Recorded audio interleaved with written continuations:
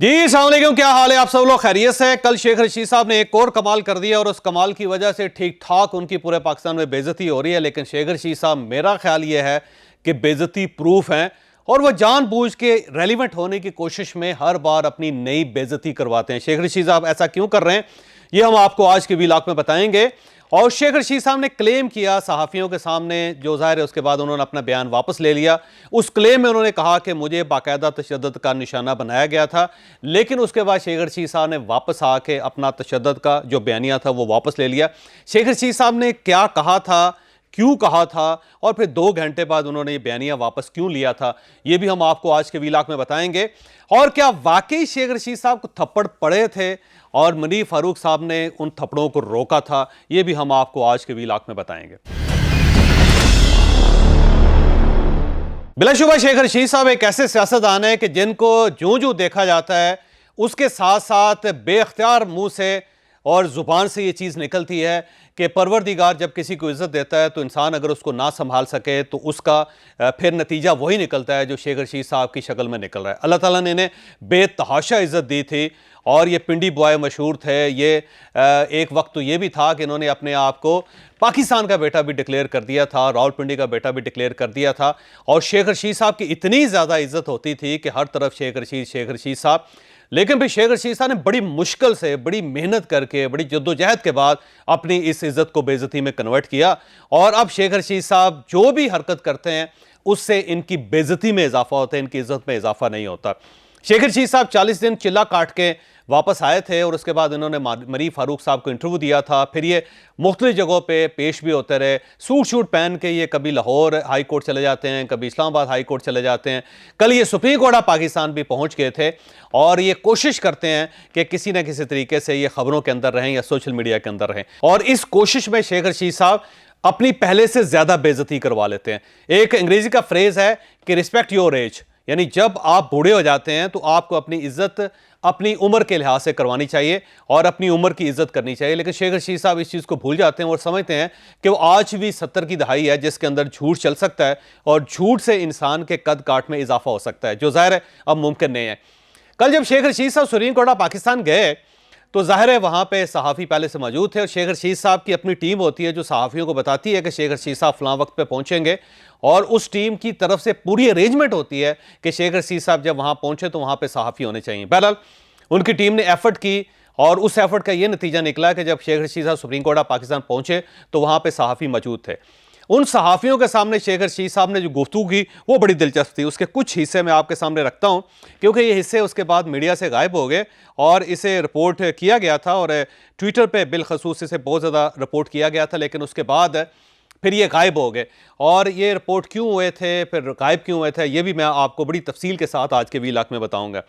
शेख रशीद साहब ने सहाफ़ियों के साथ गुफ्तगू में कहा कि 40 दिनों में मेरा 35 किलो वज़न कम हुआ था, ये उन्होंने कहा। फिर उसके बाद उन्होंने कहा कि वज़न वर्जिश करने से नहीं, टेंशन से कम होता है। यानी उन्होंने कहा कि मेरे टेंशन से 35 केजी वज़न मेरा कम हो गया था। और उसके बाद उन्होंने क्लेम किया कि मैं उस सहाफ़ी को 10 लाख रुपए इनाम दूंगा जो पता चला है कि मुझे कहाँ रखा गया था। यानी वो ये कहते हैं कि उन्हें कहीं खुफिया जगह पर रखा गया था, लेकिन शायद उनको पता नहीं है, या वो चाहते हैं कि ये फरीज़ा भी सहाफ़ी अदा करें कि उन्हें किस जगह रखा गया। तो जो सहाफ़ी ये पता करेगा उसे 10 लाख रुपये इनाम दिया जाएगा। तो मैं शेख रशीद साहब वो 10 लाख रुपये इनाम लेने के लिए तैयार हूँ। मैं आपको बताने के लिए तैयार हूँ कि आपको कहाँ रखा गया था। जब आप चाहें मैं हाज़िर हूँ। ये कोई इतनी मुश्किल जगह नहीं है, ये मुश्किल सवाल नहीं है जो आप लोगों से पूछना चाहते हैं। बहरहाल और उसके बाद उन्होंने कहा कि मेरे साथ प्रेस कॉन्फ्रेंस का तय हुआ था लेकिन वो इंटरव्यू निकला। यानी वो कह रहे थे कि मैं प्रेस कॉन्फ्रेंस करना चाहता था लेकिन फिर मुझे इंटरव्यू करवाया गया, जबकि ये शेख रशीद साहब मुकम्मल झूठ बोल रहे हैं। क्योंकि उसकी वजह यह है कि ये फ़ोन शेख रशीद साहब ने खुद किया था मुनीर फारूक साहब को और मुनीर फारूक साहब के पास बाकायदा रिकॉर्ड मौजूद है उसका। उसमें उन्होंने कहा कि मैं शेख रशीद बोल रहा हूँ और मैं आपको इंटरव्यू देना चाहता हूँ, मैं अपने घर पे हूँ। तो शेख रशीद साहब ने खुद मुनीर फारूक साहब से रिक्वेस्ट की थी, इन्हें इंटरव्यू का किसी ने नहीं कहा था। और ये अब वो ट्विस्ट कर रहे हैं चीज़ों को। इसके बाद एक जो खबर सारा दिन चलती रही, उसके बाद फिर शेख रशीद साहब ने जब अपना बयानिया वापस लिया तो उसके बाद वो खबर उतर गई। वो खबर ये थी कि उन्होंने कहा कि मुनीफ फ़ारूक के सामने मारा गया था और मुनीफ फ़ारूक ने कहा कि शेख साहब के साथ ऐसा ना करें। ये बात वैसे गलत थी, शेख रशीद साहब ने ऐसी बात नहीं की थी, ये गलत कोड हुई और उसके बाद ये सोशल मीडिया पर चलती रही। जो ज़ाहिर है उसके बाद जो सोशल मीडिया पर जिन लोगों ने इसे प्लेस किया था उन्होंने खुद ही ले लिया। मेरा ख्याल है शायद वसीम अब्बासी साहब थे जिन्होंने सबसे पहले इसे ट्वीट किया था, फिर उसके बाद उन्होंने ट्वीट वापस ले ली और ये मैंने तहकीक की और मुझे पता चला कि वाकई शेख रशीद साहब ने ये नहीं कहा था और ये कुछ लोगों को गलत फहमी हुई जिसकी वजह से ये सोशल मीडिया पे आ गए। और ये गलत फहमी वालों में वसीम अब्बासी साहब शामिल नहीं है क्योंकि इन्हें भी किसी ने बताया था और उसके बाद फिर ये ज़ाहिर है सोशल मीडिया पर चलती रही और फिर जब पता ये चला कि गलत है तो फिर इसे उतार दिया गया था। और फिर इसके बाद शेख रशीद साहब ने मजीद कहा कि एक दफ़ा मुझ पर तशद्दुद करने लगे थे लेकिन मैं क्रेन से ज़्यादा वज़नी था, यानी उनका कहना है कि उन्हें क्रेन के ज़रिए उठाया जा रहा था लेकिन वो इतने ज़्यादा वज़नी थे कि फिर उन्होंने कहा कि मर जाएगा और फिर मुझे नीचे उतार दिया गया। और मुझे उन्होंने कहा कि मैं जेल के अंदर था या चिले के अंदर था जो वो कहते हैं, तो मेरा 2 मरतबा दिल का मसला भी बना, यानी हार्ट अटैक होते होते बचा। ये भी शेख रशीद साहब मुकम्मल गलत कह रहे हैं, इन्हें किसी किस्म का हार्ट अटैक का अंदेशा नहीं था, ये बड़े सेहतमंद रहे वहाँ पर। और इसके बाद इन्होंने कहा कि 3-4 सफ़े का बयान बनाया हुआ था, 2 लाइनें मेरे कहने पर काटी गई कि मैंने कहा कि ये बहुत ज़्यादा पर्सनल है, मैंने इन लाइनों को बोलना चाहता तो वो काट दी गई। आगे उन्होंने कहा कि मैंने कहा कि ये बहुत पर्सनल है और फिर वो सफ़े मैं साथ ले गया, जो उन्होंने दिए थे उनको वो साथ ले गया और फिर उसके बाद कहते हैं और पानी के साथ निकल गया, मैं पानी के साथ वो 2 सफ़े ही खा गया। अभी शेख साहब कैसे सफ़े खा गए और ये कौन सी ऐसी जगह थी, कौन सी ऐसा चिल्ला था जिसके अंदर इनको इजाज़त दे दी गई कि आप सफ़े उठाएं और ले जाके पानी के साथ निकल जाएं उसको। और फिर उन्होंने कहा कि मैंने सारी ज़िंदगी फ़ौज के साथ काम किया, मुझे अंदाज़ा नहीं था कि मेरे साथ ऐसा होगा। बहरहाल इन्होंने तशद्दुद नहीं किया, 35 दिन बगैर सिगार के रहा, इन्हें लगा शायद ऐसा करने से ये टूट जाएगा। तो ये शेख रशीद साहब ने वहाँ पे सहाफ़ियों के सामने ये बात की थी, लेकिन अब सवाल ये है कि ये बात आई क्यों नहीं। उसकी वजह ये थी कि जब शेख रशीद साहब ये सब बात कर चुके तो इनके साथ इनके साथी खड़े थे, उन्होंने कहा जी ऑफ द रिकॉर्ड है। शेख रशीद साहब ने ऑफ द रिकॉर्ड नहीं कहा था, शेख रशीद साहब ने ये बात की थी, लेकिन फिर ज़ाहिर है जब ऑफ द रिकॉर्ड कह दिया, कुछ सहाफ़ियों ने इसे रिपोर्ट नहीं किया, कुछ ने इसे रिपोर्ट किया, जिसे बाद अज़ां शेख रशीद साहब के कहने पर उतार दिया गया क्योंकि शेख रशीद साहब को महसूस हुआ कि ये एक ऐसी गलत बात कर गए जिसका इन्हें नुकसान होगा। तो बहरहाल शेख रशीद साहब की रिक्वेस्ट पे फिर इसे उतार दिया गया। अब सवाल ये है कि शेख रशीद साहब ये सब कुछ कर क्यों रहे हैं। उसकी वजह यह है कि शेख रशीद साहब को आराम नहीं आ रहा और शेख रशीद साहब लाइमलाइट में रहने के लिए बार बार वो गलती कर रहे हैं कि जिसकी वजह से जो इनको रिलीफ मिला है शायद वो ख़त्म हो जाए और उसके बाद शेख रशीद साहब को दोबारा रगड़ा लग जाए, क्योंकि शेख रशीद साहब इस रगड़े को अपॉर्चुनिटी में कन्वर्ट कर रहे हैं, जो ज़ाहिर है इनके लिए ठीक नहीं है।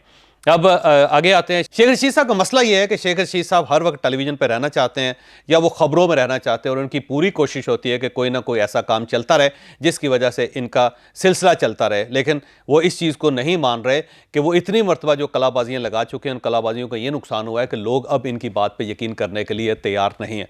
अब जहाँ तक इंटरव्यू की बात है, मैं पहले ही अर्ज़ कर चुका हूँ कि शेख रशीद साहब ने खुद अपने मोबाइल से मुनीफ फ़ारूक साहब से रब्ता किया था और उन्होंने कहा था जी मैं आपको इंटरव्यू देना चाहता हूँ, और ये इंटरव्यू इस्लामाबाद के अंदर हुआ था और इसमें उनके जो भतीजे हैं, जो MNA भी थे PTI की तरफ से, शेख राशिद साहब, वो वहाँ पे मौजूद थे और वहाँ पे इन दोनों के अलावा, इनके अपने स्टाफ के अलावा कोई और शख्स नहीं था कि जिसके बारे में ये कहा जाए कि उसने शेख रशीद साहब को थप्पड़ मारा था या उसने शेख रशीद साहब को दबाया था। वहाँ पे सिर्फ़ और सिर्फ शेख रशीद साहब के अपने लोग थे।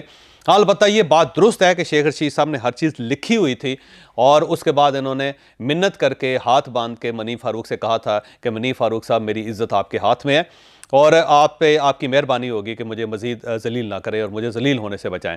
तो मुनीफ फ़ारूक साहब ने इनके साथ बहुत ज़्यादा रायत की और प्रोग्राम के दरमियान भी शेख रशीद साहब कई चीज़ों के ऊपर अटके और इन्होंने फिर मुनीफ फ़ारूक साहब से रिक्वेस्ट की।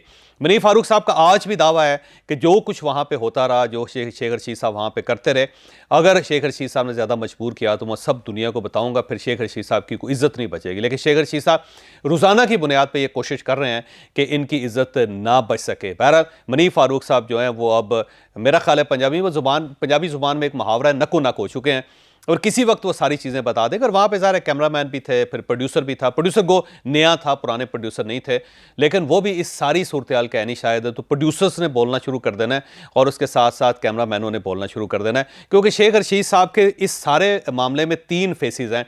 एक फेस तो वो है जो मनीफ फारूक के सामने है, उनकी टीम के सामने है, दूसरा फेस वो है जो ये गली गली लेके फिर रहे हैं, और तीसरा फेस ये है कि ये कुछ ना कुछ कहीं ना कहीं सहाफ़ियों को कोई ना कोई बात बताते रहते हैं। उसके बाद जब थोड़ी सी हीट आती है तो फिर ये अपनी बात वापस ले लेते हैं। तो अब शेख रशीद साहब कल क्योंकि सुप्रीम कोर्ट ऑफ पाकिस्तान गए थे, वहाँ फैज़ाबाद धरने की समात थी, और उस समात में ज़ाहिर शेख रशीद साहब की अपनी नज़रसानी एक पिटीशन भी दायर हुई थी, और फिर जब ये चिल्ला काट रहे थे तो उस वक्त इनके वकील ने कहा था मेरा क्योंकि उनसे रब्ता नहीं हो रहा तो मैं ये नज़रसानी दरख्वास्त वापस लेना चाहता हूँ। अब शेख रशीद साहब चिल्ले से वापस आ चुके हैं, तो फिर ज़ाहिर है इन्होंने खुद सोचा कि मैं सुप्रीम कोर्ट ऑफ पाकिस्तान चला जाता हूँ, तो ये वहाँ पर चले गए। और वहाँ पे चीफ जस्टिस ऑफ पाकिस्तान ने इनसे पूछा कि ये बताएं कि ये जो आपने दरख्वास्त दी थी किसी के कहने पे दी थी, तो उस पर शेख रशीद साहब ने कहा था नहीं, गलतफहमी हो गई थी और कोई मैं नहीं देना चाहता था, मैं इसलिए इस दरख्वास्त को वापस लेना चाहता हूँ। तो साथ ही शेख रशीद साहब ने समझा कि बड़ी गोल्डन अपॉर्चुनिटी है कि मैं रोस्टरों पे खड़ा होता हूँ और ये जो जजेस सामने बैठे हुए हैं, जो मीडिया बैठा हुआ है, जो वहाँ पे वकला बैठे हैं, सबसे खिताब फरमा देता हूँ।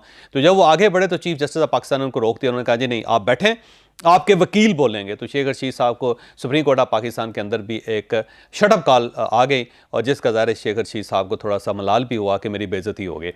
अच्छा, जब शेख रशीद साहब जा रहे थे ये सब कुछ उन्होंने कह दिया था, और अब मीडिया के अंदर ये खबरें आनी शुरू हो गई थी कि उनको थप्पड़ मारा गया था, मनीफ फारूक साहब ने रोका था।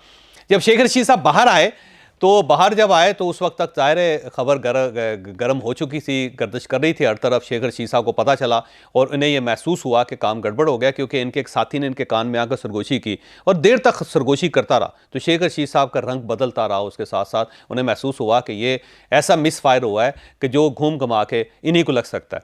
तो उन्होंने फौरी तौर पर फिर मीडिया से वहाँ पे रब्ता किया, या मीडिया वाले लोगों को इकट्ठा किया गया, और फिर उन्होंने कसम खा के कहा कि मेरे ऊपर कोई तशद्दुद नहीं हुआ, ये बात सरासर गलत है। लेकिन यहाँ पे भी वो एक बारीक वारदात डाल गए। एक तरफ तो उन्होंने कहा कि तशद्दुद नहीं हुआ, और दूसरी तरफ उन्होंने ये भी कहा कि जिन जिन लोगों ने मेरे ऊपर तशद्दुद किया मैं उन सबको अल्लाह के वास्ते माफ़ करता हूँ।